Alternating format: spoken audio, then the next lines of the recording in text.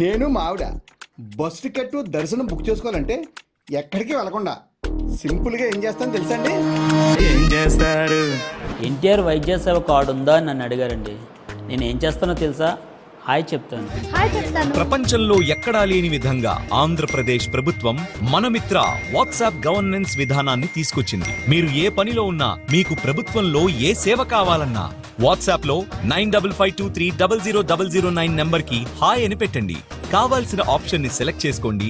ఇక హాయిగా మీ పనులు చేసుకోండి. ప్రజల చేతిలోనే ప్రభుత్వం, ప్రజల చేతిలోనే పాలన. ఇది ప్రజా ప్రభుత్వం. హాయ్ ఫ్రెండ్స్, నేను మీ జాన్ బిల్లి లింగం, association of integrated Christian council వ్యవస్థాపక అధ్యక్షుడను. నేను గత 29 సంవత్సరాల నుండి చర్చి పాస్టర్గా ఉన్నాను. నేను ఒక 15 సంవత్సరాల నుండి క్రైస్తవులపై జరుగుతున్న దాడుల విషయంలో ఏపీ, తెలంగాణ రాష్ట్రాల్లో క్రిస్టియన్స్ పక్షాన ఎన్నో పోరాటాలు చేస్తూ వారి సమస్యలు ఏవైతే ఉన్నాయో అవి మా దృష్టికి వచ్చినప్పుడు నేను మా టీం కలిసి ఆ సమస్యలను పరిష్కరించడం జరుగుతూ వచ్చింది.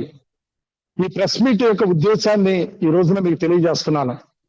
అందులో భాగంగానే ఈ మధ్య లాస్ట్ మంత్ 24వ తారీఖున పగడాల ప్రవీణ్ గారి యొక్క అనుమానాస్పద మృతి ఏదైతే ఉందో అది మా దృష్టికి వచ్చింది.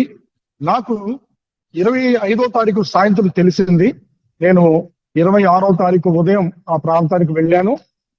25వ తారీఖు సాయంత్రం ఎప్పుడైతే తెలిసిందో తెలిసిన ధర్మిలో ఎలా ఉందంటే ప్రవీణ్ గారిని ఎవరో చంపేశారు, ఆయన్ని నరికేశారు, ఆయన మీద దాడి చేశారని ఆ యొక్క వాట్సాప్ లో ఫోటోలు, వీడియోలు అన్ని కూడా చక్కర్లు కొడతా వస్తున్నాయి. ప్రవీణ్ గారి యొక్క ఎడం ప్రక్కన గుండె పైన ఒక బూట్ కాల్తో తొక్కినట్టుగా, అంతేకాదు రక్తపు మడుగుల్లో ఉన్న కొన్ని కర్రలు అక్కడ పడి ఉండటం, ఇవన్నీ చూస్తా ఉంటుంటే ఆయన పైన ఆయన యొక్క బుల్లెట్ బైక్ ఏదైతే ఉందో దాన్ని ఆయన మీద పడుకోబెట్టిన పరిస్థితి కూడా కనబడుతుంది. ఇవన్నీ చూసిన వ్యక్తులు ఏం చేశారంటే ఇది హత్య అని చెప్పేసి అని వారందరూ కూడా యూట్యూబ్ లో కానీ లేకపోతే కనుక వాట్సాప్ లో కానీ ఆ యొక్క వీడియోలన్నీ కూడా వైరల్ చేస్తున్నారు. నేను ఉదయం మరి అక్కడికి వెళ్ళాను. 26వ తారీఖు ఉదయం అక్కడికి వెళ్ళాను. అక్కడికి వెళ్ళంగానే వేలాది మంది ప్రజలు అక్కడికి వచ్చారు. వేలాది మంది ప్రజలు వచ్చి అక్కడ మాకు న్యాయం జరగాలి, ఇతను ప్రవీణ్ గారిని చంపేశారని చెప్పి అప్పటికే నిరసనలు చేస్తూ ఉన్నారు. నేను అక్కడ నుంచి ఆయన బాడీ ఉన్న ప్రాంతానికి వెళ్ళి చూశాను. డాక్టర్స్ అన్ని కూడా దాన్ని చూస్తున్నారు. చూస్తున్న పరిస్థితి అక్కడ ఏమైందంటే ప్రవీణ్ గారి యొక్క షర్ట్ ని కట్ చేశారు, షర్ట్ ని ఓపెన్ చేశారు, బాడీ చూస్తా ఉన్నారు. ఆ బాడీ చూస్తా ఉంటుంటే అక్కడ ఏం జరిగిందంటే ప్రవీణ్ గారి మీద నేల దెబ్బ తగిలింది కానీ అక్కడ ఎటువంటి గాయాలు కానీ కనపట్లేదు. అంటే ముఖం మాత్రం ఎలా ఉందంటే గొడ్డలతో నరికినట్టుగా అలా కనిపించింది. ఆ విషయాన్ని బట్టి నేను ఆ ప్రక్కనే చూసి ఆ బాడీని చూసిన తర్వాత ప్రక్కకు వచ్చి ఒక ఛానల్ తో మాట్లాడుతూ వచ్చా. అక్కడ ఒక ఛానల్ తో మాట్లాడుతూ వచ్చాను. ఏం మాట్లాడాను అన్న విషయాన్ని ఒకసారి నేను మీకు చూపిస్తాను. ఇక్కడ చట్టాలకి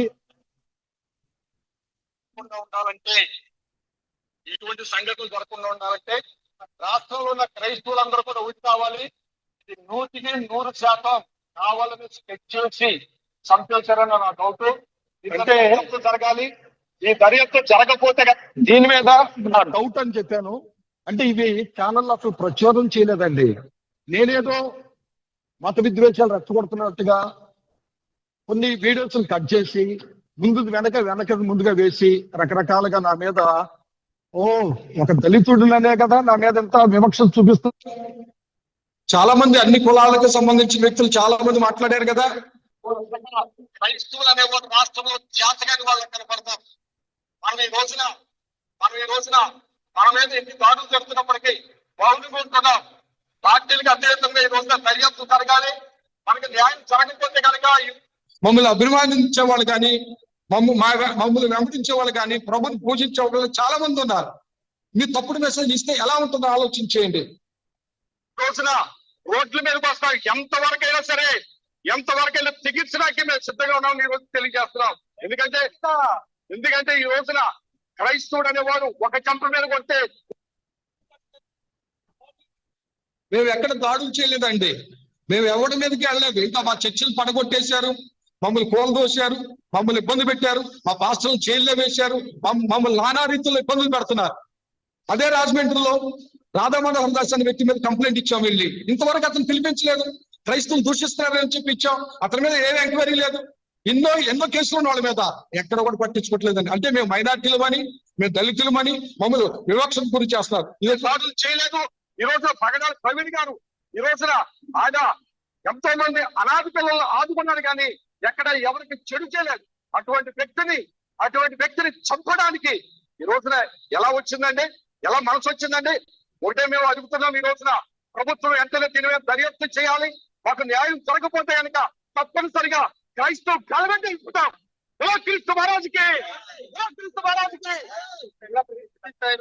అంటే మా క్రైస్తవ గళం ఇప్పుతామని చెప్పి మాట్లాడాం. అంటే మా క్రైస్తవ గళం ఇప్పటం లేదా? అంటే మీరు దర్యాప్తు చేయండి అని చెప్పడానికి అంటే మాకు రైట్స్ లేవా?